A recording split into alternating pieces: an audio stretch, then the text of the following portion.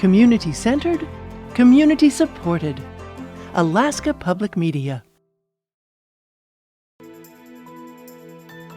Alaska Insight is supported in part by the Corporation for Public Broadcasting and by viewers just like you.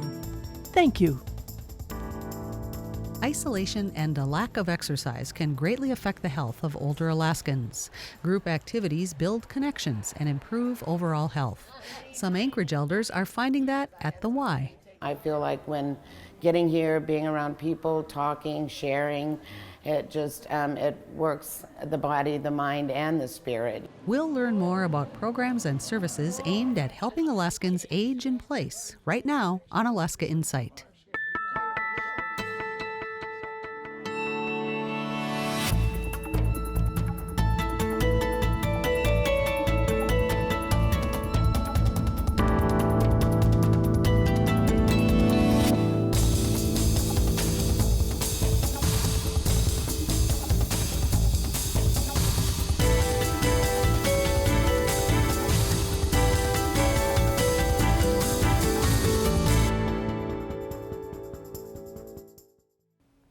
Good evening. Alaska has the fastest growing aging population per capita in the United States.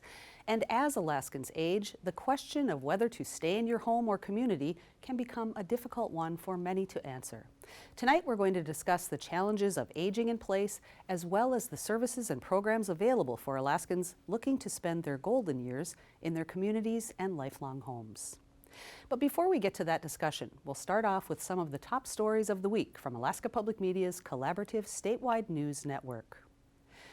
Members of the House Majority and Minority Caucuses say they intend to introduce new legislation aimed at blocking a prospective pay raise for members of the state legislature after previous legislation was vetoed by the governor. Without action, lawmakers would see their salaries rise by 67% to $84,000 per year starting on July 1st. Lawmakers raised concerns about transparency in the process of the pay raises. This concern comes after the commission, which decided the raises, saw a complete overhaul of members after 2 resigned and the remaining 3 were fired by the governor shortly after recommending raises to the executive branch, but not the legislature. A day after their appointment, the new commissioners voted to cancel a 20-day public comment period and voted to amend the salary recommendations that had already been rejected by the legislature to include the raise for lawmakers. Yearly homicides more than doubled from 2011 to 2019 in Alaska before dropping in 2020. The statistics are in a recent report from the State Department of Health. The report found 532 Alaskans were killed from 2011 to 2020, most with guns. Alaska Native people were killed at 4 times the rate of white Alaskans, and men were the most frequent victims, accounting for 2/3 of the homicides in the state. Of female victims, nearly 40% were killed by intimate partners.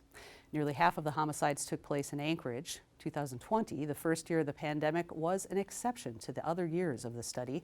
While homicides spiked in the rest of the U.S. that year, they decreased by more than 1/3 in Alaska. The Anchorage Assembly has filed a lawsuit against Mayor Dave Bronson, seeking to force the disclosure of records related to the former Health Department head Joe Gerace, who fabricated many of his qualifications. After trying for months to get the administration to share its investigation into how Gerace was hired, the Assembly authorized the lawsuit in February. Bronson has maintained that his administration cannot legally disclose the documents or discuss the matter because of city codes and the state constitution's right to privacy. In its appeal to the Anchorage Superior Court, the Assembly argues the records sought aren't the kind that would be protected by the Privacy Clause and therefore aren't confidential. In response to the filing, the mayor's spokesperson, Corey Allen Young, said by email, the administration is reviewing the appeal and will follow the legal process as required. You can find the full versions of these stories and many more on our website, alaskapublic.org, or by downloading the Alaska Public Media app on your phone. Now on to our discussion for this evening, aging in place. For some, that phrase means staying in the home you've lived in your entire life. For others, it's about staying in the community you know and love. Regardless of how you define it, experts say it's important to maintain social connections. Alaska Public Media's Alyssa Lachlan has this story. 3 times a week, almost 50 people attend water aerobics at the Anchorage YMCA. Instructor Jackie Tucker has been teaching this class at the Y for 30 years. She says her class isn't just about water aerobics, it's about community. The Y is for yakking. And we do a lot of that in the pool and in the coffee room, so there's a place for that everywhere. After the hour-long class, many swimmers gather in the Maureen Loopstra Lounge to catch up. Maureen Loopstra has been a member of the Y since the first day it opened. At 100, she still makes it a priority to come to class. I think the fact that we've been together for so long makes us really special, and we feel like a family for sure. But I would just have to say I work with energetic, upbeat, fun, truly inspiring Alaskan people. The benefits of building community aren't just anecdotal. Research shows that groups like this are especially beneficial for older people. Brittany Howell is director of the University of Alaska Anchorage Healthy Aging Lab. Her research finds a correlation between regular socialization and physical health in older Alaskans. Social relationships have been found to decrease risk of heart disease and dementia, and so it's really important that we think of social health as being an integral part of physical health and mental health. Howell's research also found that as Alaskans age, they can run into accessibility issues. Lack of access to public transit or safe walking trails can make it hard to get outside, which can lead to a host of other health problems. Research suggests that it can be as deleterious to your health. Loneliness and isolation and depression can be as bad for your health as smoking cigarettes. So it's definitely something that we want to try to improve as a community. Patricia White, or Pat, has been attending classes at the YMCA for almost 6 years. She says even her husband notices improvements in her mood when she attends class. My husband will tell you that I'm more energetic when I come to class. He always tell me, well, go to Y and do your exercise, because we know when I come home that I'm more a happier person after I go, and I feel better. Class members say they hold each other accountable, too. There's a phone list of class regulars, and if someone doesn't show up, they make sure to check in on them. All of our motto is move it, or lose it. And it's important to get up and move, but isolation is even scarier than that. And so I feel like when getting here, being around people, talking, sharing, it works the body, the mind, and the spirit. A simple solution that makes it easier for Alaskans to stay in their communities as they age. In Anchorage, I'm Alyssa Lachlan. Joining me tonight to discuss programs and other supports for aging Alaskans are Teresa Holt and Jacquie Braden. Teresa is the State Director of AARP Alaska, and Jacquie is a Community Development Program Manager at Rural CAP. Welcome, both of you. Thank you. Thanks for being here. Thanks for having us. So let's start with sort of an overview of how Alaskans are faring now, 3 years after the start of the pandemic and a big spike in inflation. Teresa, what are you hearing from older Alaskans about their current situation? Do people feel like things are stabilizing to some degree and a bit more normal, or has the inflation spike just made more people vulnerable to housing and food insecurity? Well, I think it has done both. People were thinking it was over, the COVID is over, we can get back to our normal life. But now we're just seeing some of those economic repercussions with the federal funding being spent. And so I think, and inflation increasing, people are having a harder time paying for their prescription drugs and paying for food and paying for rent. Mm-hmm. And Jacquie, your thoughts here. What are you hearing from rural community partners about the level of need now as opposed to a few years ago? The need is fairly consistent. We always experience a need for more programs and services for rural communities. The rural Alaska was hit particularly hard by COVID, and it lingered for a lot longer. And then there were, of course, the ongoing access to healthcare issues out there. And then some of the kind of compounding that to add to rural communities are things like Typhoon Murbarak, which lost electricity, but also has led to some food insecurity as people lost their freezers for the winter. So we are hoping to see continued investment in food security initiatives through the Bipartisan Infrastructure Law and Inflation Reduction Act to think about what does community resilience look like long term for all community members, and especially those vulnerable populations and elders. Mm-hmm. Well, thank you for getting us started there. Teresa, you said in an earlier interview that the biggest challenge is accessible housing for older Alaskans. Housing is such a challenge in the state. Where do you see the biggest constraints in Alaska in this regard, or is it a fairly universal problem everywhere across the state? Well, I think it's everywhere.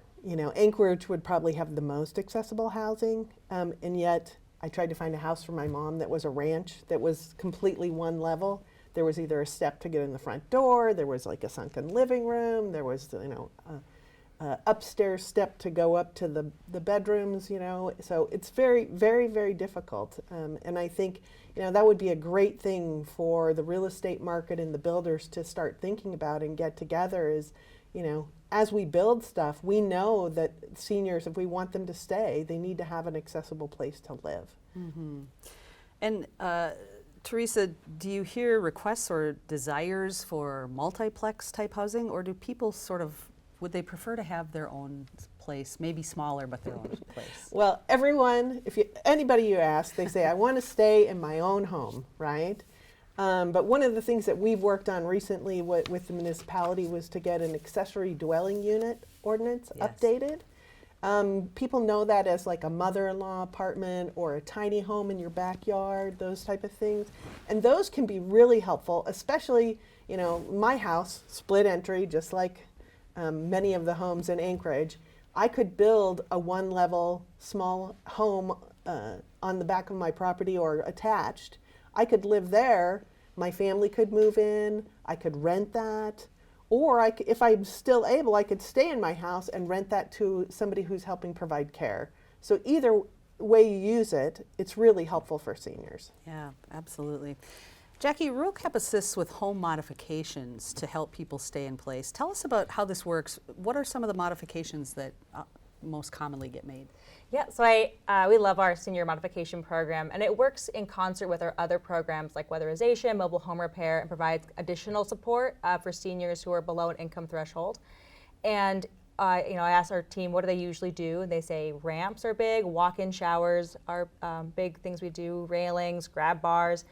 But they're really tailored to that senior's individual needs. And so our folks go out, they have that conversation, they look at improvements that can be made and what really is going to make the most difference in terms of keeping that elder in their home longer term. Mm.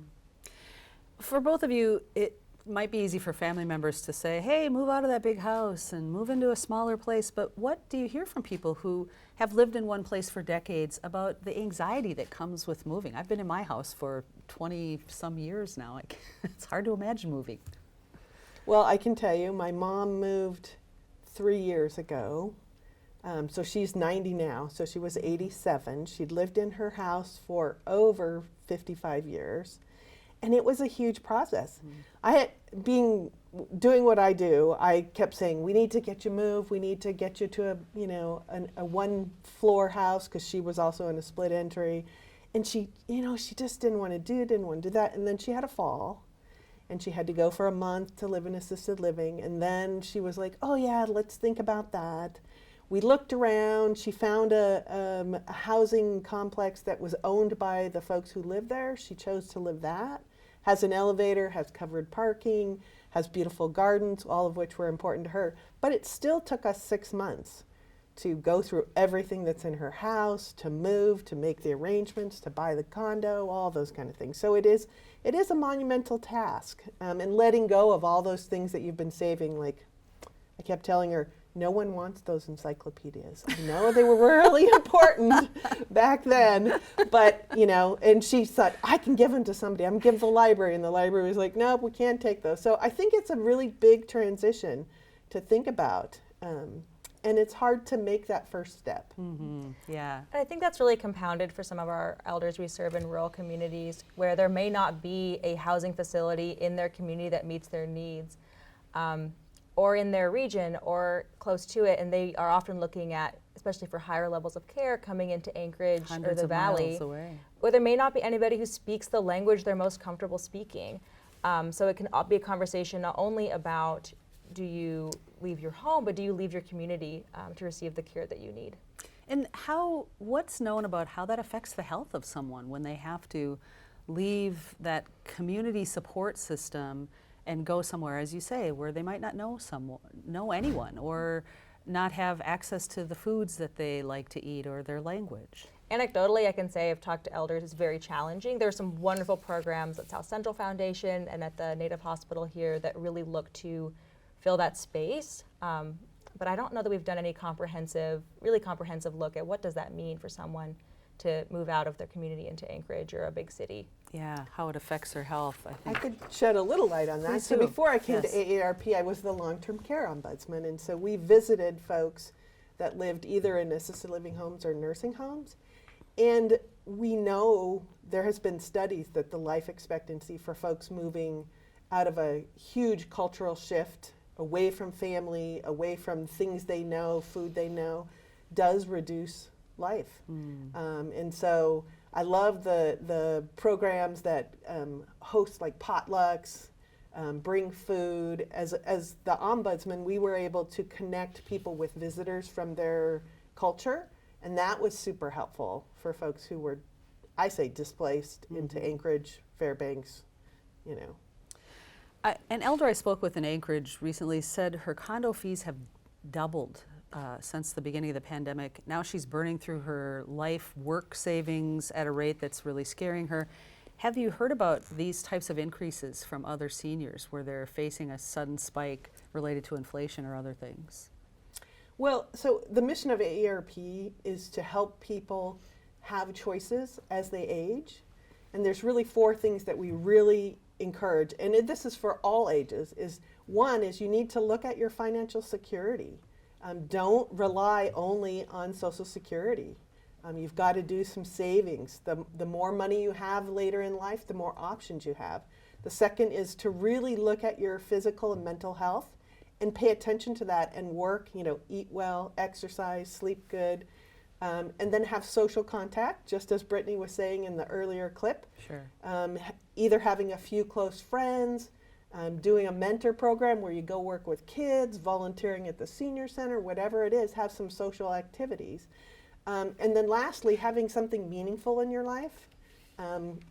People live to 80 or 90 now, and so you get a whole third of your life after retirement. Choose a passion. Find something that you have always wanted to do. Start a business. Be a consultant. All of those kind of things really help people to live longer. And so the more you work on those things, the more choices you have. Makes absolute sense. Keep your mind active. Learning new things will keep you operating well into the future. Currently, to access assisted living or nursing care, you have to either have some kind of insurance that I imagine is fairly expensive, or you have to burn through all of your assets until you're essentially destitute, and then Medicaid can take over. But Medicaid often doesn't pay the full amount for assisted living, and families can't leave anything. People can't leave assets to their families under this setting. It just seems so dire and bleak. Is there anything on the horizon legislatively to help in this regard? I would like to say on that note, and I'm not an expert in this, but Alaska Legal Services there are special exemptions for Alaska Native elders and those allotments. So if you are an Alaska Native elder, contact Alaska Legal Services before you burn through all your funding or sell your house to pay for services for those Medicaid exemptions. There's some really phenomenal information they have about avoiding some of those for some populations. But in terms of our aging, I think we do need to see, and I don't know what the individual policies are, a systemic shift in how we view elders in our culture and our community as needing extra support, needing extra assistance, and being included in a way that I don't think they have been. When you think about how do you build a community where you can live until 90 and feel respected and valued and incorporated and have your specific needs addressed as an individual, but also as somebody who is different abilities physically, but so much wisdom and knowledge compared to someone else. Absolutely. And anything legislatively that you see, or Well, not right now? I don't know that there's a lot going on legislatively, but I think shifting the paradigm, thinking about how we're going to age differently. So co-housing. If you have a big home, 4 folks living together. Planning communities, one of the initiatives that we're working on right now is age-friendly communities. So looking at that whole community as a whole, trying to figure out what are some of the issues that we need to work on around housing, transportation, access to medical care, food security, all of those kind of things play into that. And so the more age-friendly we make our communities, which is, by the way, good for everyone, if you're 8 or you're 80, is better for everyone. It keeps family members here. Those are the things, housing, access to medical care, expenses, and family members are the reasons people are able to stay in their home community. I think you're both working on a project related to digital equity. So tell us about this. What's the aim of this? Go ahead. So digital equity, we keep reading in the paper, there's all this money for broadband. And on top of that is an initiative, a state level initiative that's required, but also wonderful, to ensure that those benefits received by all this broadband funding, new connectivity, are meeting the needs of all Alaskans, including those who've been historically not had their voices heard or not been represented. And elders or seniors are on that list of people who experience a higher level of inaccess to computers, affordable internet, and who are really threatened by that digital divide as we move, between poor and rich, between rural and urban. There are these big differences in access to the internet, and it's becoming so crucial for people's lives. So we're both working with the state of Alaska and the Rasmussen Foundation on the state's digital equity plan. So we're doing these listening sessions, and Teresa's really focusing on engaging elders and what the internet means to them. Right. And when you talk about affordability, that to me is the big piece. When companies tout, we're bringing 5G everywhere across the state, and people will have access to internet. They may have access, but they may not be able to afford it. Is there any plan in place to help elders especially subsidize possibly their internet connection? So there's the Affordable Connectivity Program, which allows people to get service that they can afford. So I have a friend who's on it right now, and so she gets $70 off her bill, which if you live in an urban area and your bill is, $70, $80, $100, that's affordable. Yes. But I'll let Jacquie talk about rural, because it's a whole different story there. Our expectation is that as we have increased access and increased infrastructure in rural Alaska, costs for internet will go down. We've heard some agreements from some of our broadband providers that they're hoping to have Anchorage rates for Anchorage speeds across Alaska as the fiber projects go in. And so that would, combined with affordable connectivity, does decrease those costs for households who qualify for that program. And when COVID hit, we had this beautiful elder mentor program at Rural Cap, where elders are going into schools, working with youth. It's very wonderful. And I was working on that program during COVID, and it was like, what do you do when you have an elder who's used to going to school every day, loves working with youth, and all of a sudden they're sitting at home. And with with help from the state of Alaska, we're able to do iPads, and with the help of GCI, we're able to give them internet on their iPads, which is really fun. And so ahead of access, there's access and affordability, but part of digital equity is also digital literacy. And how do you access services, and then how do you keep yourself safe online, things like cybersecurity, because we know that our elders are the targets for a lot of people. And so even just by having weekly hour-long meetings where we got online and talked about our gardens, or talked about what we were doing, or connection was really valuable for elders who chose to engage in that part of the program. Yeah. So it was, I think, but there were some hesitancies from some of them. But as they got into it, we have like Ethel, who made like 200 videos for her online video journal. Love it. Amazing. Yeah. It's fantastic. So I think there really is some hesitancy in adoption that can really be addressed through some targeted digital literacy programming. Sure, that makes sense. And that's one of our goals really with this project is part of AARP, we just got a new partner called Senior Planet. And they offer curriculum specifically for seniors, both how to use internet, how to stay safe on internet, you know, what is streaming, how do you do it, what is Spotify, you know, what is Google Maps, how do you use it, all of those kind of things. They offer classes, but they also offer some in-person sites, and so that's one of the goals for us, is to get an in-person site here so we can do in-person training. Before we run out of time, I wanted to ask about, in the 90s, there was the Alaska Longevity Bonus program that, you know, was aimed at helping elders stay here and kind of stabilize our population.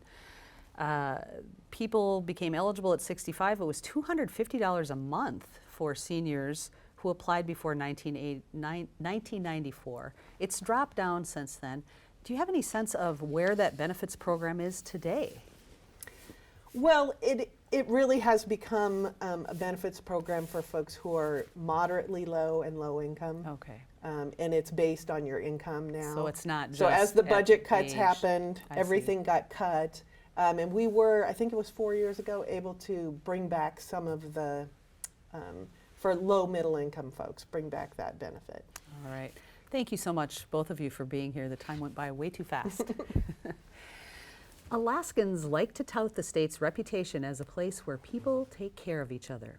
But Alaskans are also fiercely independent, finding a balance for older Alaskans so they can live out their life, making their own decisions as long as possible, but can also access quality care, good food, enriching activities, and stable housing will ensure we maintain our reputation and take good care of everyone, young and old. That's it for this edition of Alaska Insight. Visit our website, alaskapublic.org, for breaking news and reports from our partner stations across the state. While you're there, sign up for our free daily digest so you won't miss any of Alaska's top stories of the day. Thanks for joining us this evening. I'm Lori Townsend. Good night.